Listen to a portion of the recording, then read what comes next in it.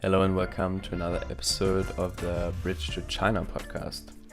Bridge to China is a podcast by Humboldt-Tech Bridge and ILU. With this podcast, we want to answer the most pressing questions European startups may have when it comes to China. My name is Max Klinschert, and in today's episode, I'm going to speak with Wolfgang Hirn, a journalist and author who has been traveling to China for more than 30 years. We're going to speak about his perception of the developments of the country over the past decades and recently. So nice to have you here on our today's episode of the Bridge to China podcast. Well, you have been traveling to China since more than 30 years, right? Yeah, 35. 35. Exactly. I think your first year was in 86, right? Is that correct? Yeah, that's right. I think it was April 86, just 35 years now, yeah. Yeah, that's crazy. And if I remember correctly, you were at the time working for the German Manager magazine, right? This was the background of your first visit to China. Yeah, that's right, yeah. Yeah. And yeah, that's so interesting. You basically saw how China was so many years ago and seen all the development over the years. Do you still remember what memory of your first visit to China stuck to you the most? Is there something that you can still remember of it? A lot of things. It was a completely other world if you compare it with today. There were, of course, a lot of bicycles on the streets, nearly no cars. And if there were cars, it was the old-fashioned model of Volkswagen called Santana. And you saw even farmers coming in from the countryside in the morning, selling their product in the city, even in Beijing. And as a foreigner, you have to use your own currency. There was called FEC, foreign exchange currency. You couldn't use the Chinese official currency. You have to use foreign FECs. And it was incredibly cheap at that time. I don't remember the exact amount, but if you went to a restaurant, let me save 2 or 3 German marks, you can have a 3-course dinner with 2 bottles of beer at that time, even in the middle of Beijing. And there was, and I remember there was only one ATM in whole Beijing where you can use your card, your check card to get some money, some foreign money. Only one ATM in the whole city of Beijing. So there was only one metro line at that time. So it was so completely different from today. It's like looking back into the Middle Age. Yeah, that's super interesting. So amazing that you've been able to see also the development since then. I mean, for these decades, you've seen basically how it went from the state that you just described to how it is now, right? And I mean, next to working for the Manager magazine, you also wrote many books about China, and in general, it would be very, very interesting to hear from you how you basically perceived the development of China in regard to the presence of European companies. So like when you first came there, were there already some European companies there, like banks or manufacturers? And how did this then develop over the years that you've been there? Can you maybe tell us a bit about your experience in that regard? At the end of the 80s, there was no foreign brands at that time. Okay, I mentioned Volkswagen because this was the first joint venture in the car industry, and they started in the mid-80s in a factory near Shanghai, and this was very successful. And all the other car companies moved to China many years later. So and at the end of the 80s or in the beginning of the 90s, you didn't see any foreign brands. Okay, Kentucky Fried Chicken was the first American brand long before McDonald's. And I remember when I was, I don't know exactly the year, but I was in a hotel room in Beijing, watching TV, and saw the advertising, and I have written down the foreign brands who are advertising in the TV, because this was a sensation. And I remembered it was the first advertising in TV, foreign brands I remember was Johnson & Johnson Head and Shoulder. It was a shampoo. So and in the 90s, first the machinery industry came into China.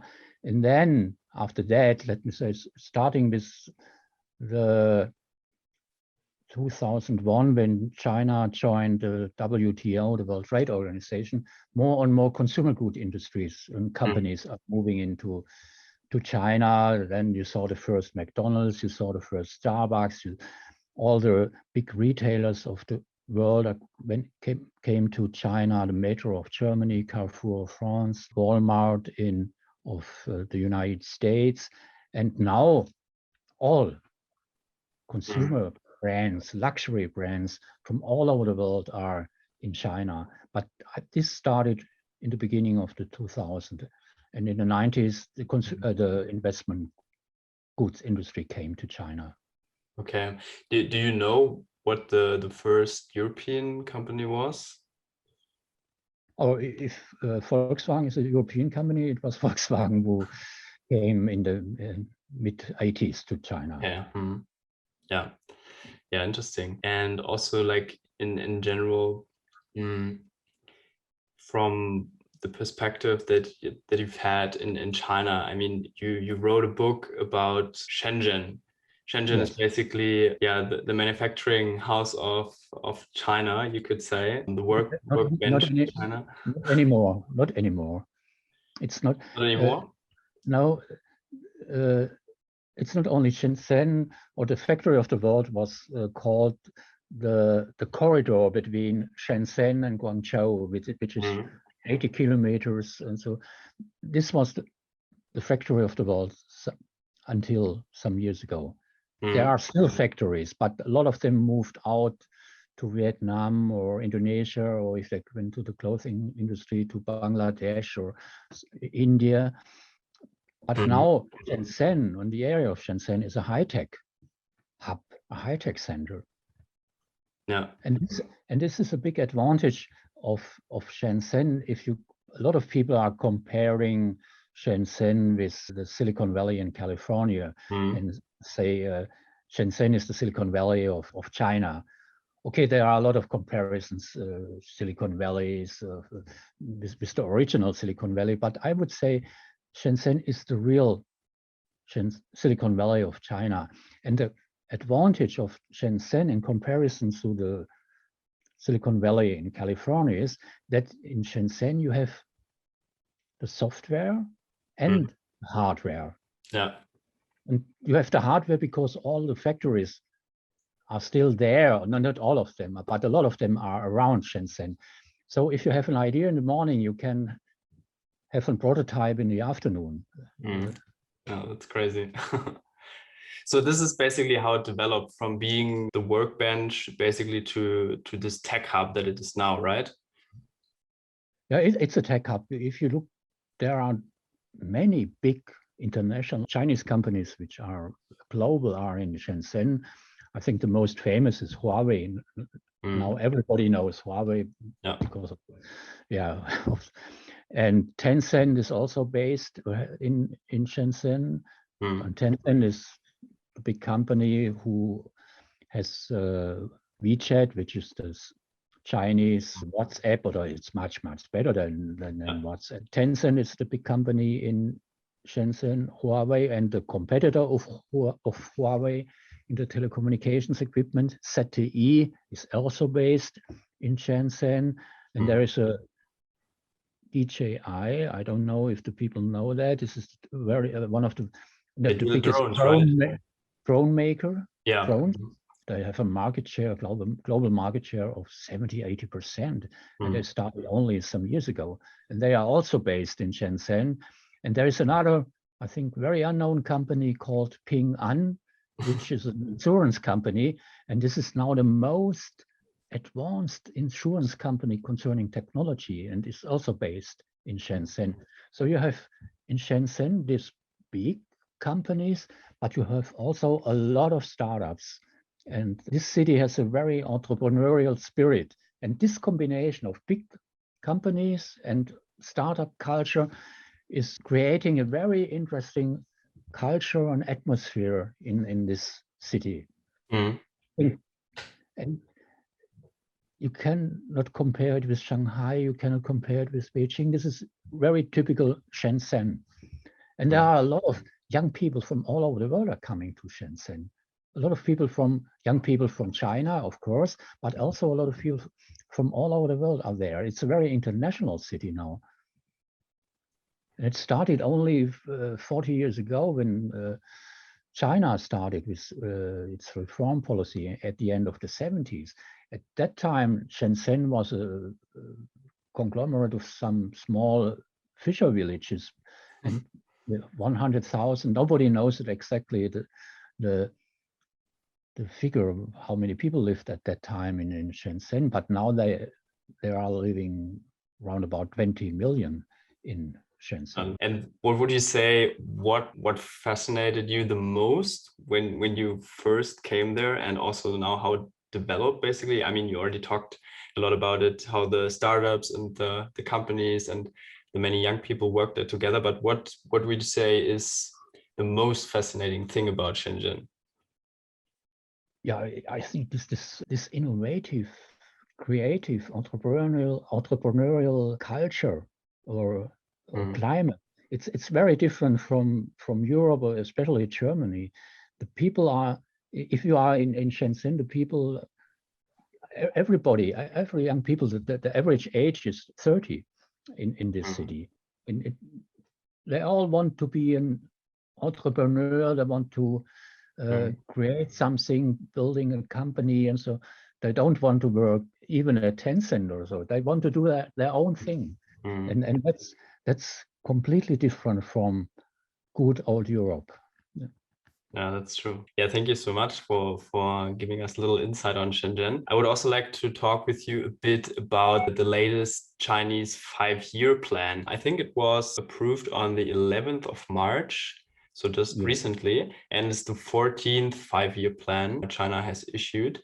And it's basically setting out China's vision for social and economic development over the next 5 years, so half a decade. And I wanted to talk with you about it in regard to R&D spending, because this is quite interesting, I think, in this particular plan, and also in regard to sustainability, because it's, I think, a pretty important topic. Yeah, so what do you think is the outlook for the country in regard to these two aspects? And yeah, what is your general opinion about it? Well, first, I have to say there is still another plan, but beside this 14th, 5th-year plan, there is the master plan made in China 2025. And it's 2025, it's more or less the same as the 5-year plan. It's also going to 2025. And if you look in both plans, you will see the industries and technologies where China will catch up, or even will get the pole position in the global tech race. And you can see the technologies which China will develop in the next 5 years. And these are, of course, artificial intelligence, which is a very, very hot topic in China, not only in China, but in China more than here in Europe. And if you look to artificial intelligence, a lot of people are saying it's only a race between the United States and China, and Europe is far behind. Okay, this is one point, very important point in the next 5 years, artificial intelligence, but also blockchain is very interesting in China. Quantum computing, biotech, space technology. And they want to create a digital society. And I think they are much more advanced in that sense than we here in Europe. You can see it now in what happens or what not happens in Germany. And I think a big problem will be in the next 5 years, and it is shortage of semiconductors and chips. You see it now all over the world that we have problems with chips, but China has a lot of problems with chips because they are very, very dependent on foreign companies. And they are dependent on Taiwan, on South Korea, on the United States. And this is very dangerous for the Chinese industry because they need these chips. And now they want to, and this is one of the big points in the two plans I mentioned, is that they want to build their own semiconductor industry. They have already some companies in this field, but not enough. And so they invest a lot in the semiconductor industry, but it's not so easy to build up a semiconductor industry in 2 or 3 or 5 years. They invest a lot of money in this. The money is not a problem for that, but they have to get the right people. And they don't have the people in this huge number they need. But the next 5 years, China want to be an innovation country, innovation nation. That's the main focus of the 14th Five-Year Plan and Made in China 2025. And I think they are on a good direction on this. Beside the big problem, the semiconductors. And basically also their goal is to become, as you said, a bit more self-sufficient, especially towards the United States and also Europe, right? And they need to... I think that because the policy of the Americans, especially under Trump, the decision to cut them up so they have to be more self-sufficient. Because of the policy of the Americans. Yeah, and I think if they continue with investing in the R&D spending, I mean, I checked it. At the moment, they are at a bit above 2% of the GDP that they are spending on R&D. So they are at 2.2%, and only the United States is before them with 3.1%, and also we also have Japan and Germany with also 3.2% of GDP spending on the R&D. So I think there's still some room to improvement, right? Yeah, there is. Yeah. But it's not only a matter of money. I think there's one interesting article in the Harvard Business Review this month who say that the big advantage of China is that especially the young people, are very adaptive to new technologies, more than here in Europe. Germany and very critical against new technologies, and this is completely different in China. And this and also one point of the plan I also wanted to discuss with you a bit, and that is basically the climate and CO2 reduction goals. So what they basically decided in the plan is that they want to reduce GDP energy with 13.5%, and CO2 also with 18% until the end of these 5 years. And also, like, in general, they have the plan to reduce they want to increase their non-fossil fuel consumption of energy to 20% by 2025 and 25% until 2030. So in general, I just wanted to talk with you a bit about it. Do you think that these goals that they have are in line also with other countries, like, for example, Europe or the US? Do you think they could do more? And maybe why are they not doing more, or maybe what are the restrictions that they have? They are not in line with the United States or Europe, but because of one reason, the development is, they are on another level of development. It's like, I would say, Germany in the 60s or 70s. So and the big problem for China is that they are still very dependent on coal. I think now the figure is 55 or 56% of energy is coming from coal, and they want to reduce that, but it takes time. You cannot 5 years to say we reduce coal from 56% to zero, even to 30 or 40%. Okay, they are working on that, reducing coal. They are working on increasing renewables. They are the biggest producer of energy by solar or by wind, but it's still, you mentioned the figures at 20% or that to get there, and they are increasing the nuclear energy, of course, but they are also called renewable energy. So they are on the way, but it's a long way. And Xi Jinping said, I think it was in November last year, that they want to have carbon neutrality in 2060. And this was very surprising for many people. And it's a very ambitious goal, but I think they are on the way to do that, but it's a long way and it's a very difficult way, because if you're reducing the coal, you have problems in these provinces where the coal is dominating the economy. So there will be people who are laid off, and so you will have some social problems. It's a difficult balance they are facing. Yeah, I'm also curious how they want to achieve this goal, because this is quite a big goal, of course, but yeah, we will see definitely. But I want to get back just to summarize your points. So you think that because China is, or has been growing at such a high pace over the last decades, they needed a lot of energy. They needed energy fast. That's why they built a lot of unsustainable energy power plants, like coal power plants.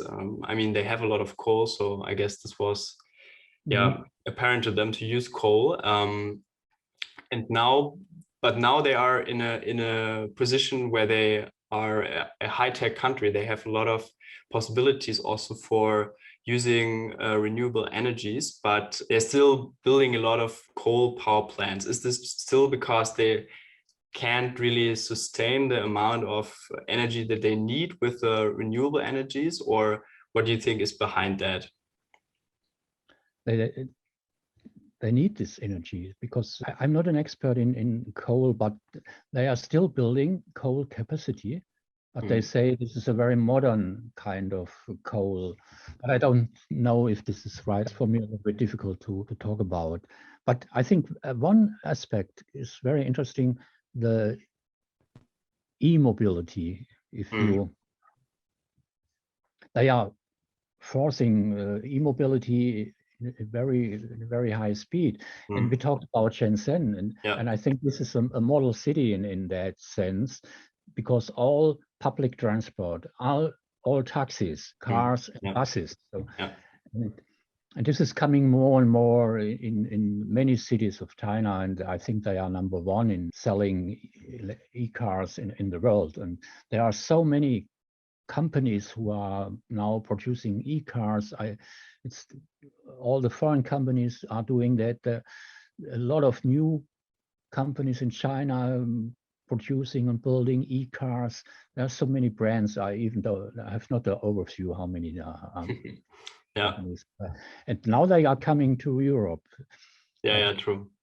Yeah, I think it's definitely going to be very interesting to see the advancement also in reducing like the emissions in China. And yeah, thanks a lot for your insights on that. As a last point before we end our interview, I want to ask you one thing, and this is basically from all your years in China, all the more than 35 years that you've been there now. What was your best memory? What surprised you the most during that time? Chinese food. Chinese food. What specifically? Yeah, the spicy food in Sichuan province or the neighboring Hunan province. But it's difficult to say. I prefer all Chinese food from all regions. If I'm in China, eating in the evening is for me the highlight of every day. Okay, cool. Yeah, thanks a lot for your insights. Thanks a lot for being on today's episode. And yeah, I hope to speak to you soon in another episode. Okay, thanks a lot. Thank you for listening to this episode of Bridge to China, a podcast by Humboldt-Tech Bridge. If you want to find out more about what we do, head to our website, Humboldt-Tech-Bridge.com. For feedback, you can write us an email at info@Humboldt-Tech-Bridge.com. This podcast is produced by ILU, the community of European and Chinese changemakers.